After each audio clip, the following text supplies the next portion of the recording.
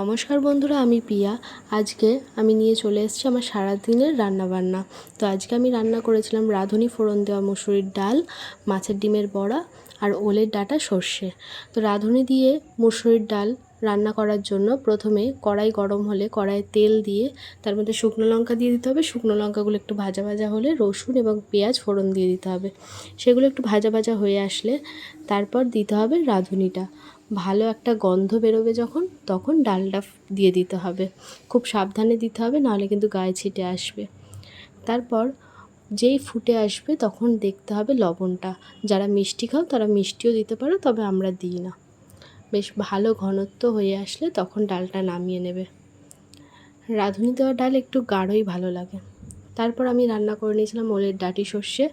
তার জন্য ওলের ডাঁটিগুলো কেটে নুন দিয়ে একটু ভাপিয়ে নিতে হবে। তারপর কড়াই গরম হলে তেলের মধ্যে শুকনো লঙ্কা এবং কালো জিরে ফোড়ন দিতে হবে। সেগুলো একটু ভাজা ভাজা হয়ে আসলে তার মধ্যে দিয়ে দিতে হবে পেঁয়াজ কুচি এবং রসুন কুচি। পেঁয়াজ রসুন কুচি দিলে একটু ভাজা ভাজা লাল লাল হয়ে আসলে তার মধ্যে ওলের ডাঁটি সেদ্ধটা জল ঝরিয়ে রেখে দিয়ে দিতে হবে। আর এটা বাটা মশলা দিচ্ছিলাম, এটা দিয়েছিলাম এর মধ্যে কাঁচা লঙ্কা এবং সর্ষে, সাদা সর্ষে বাটা দিয়ে ঢাকা দিয়ে রাখতে হবে গ্যাস আস্তে দিয়ে। তেল বেরিয়ে আসলেই হয়ে যাবে। আর এটা করে নিয়েছিলাম মাছের ডিমের বড়া পেঁয়াজ লঙ্কা দিয়ে মেখে।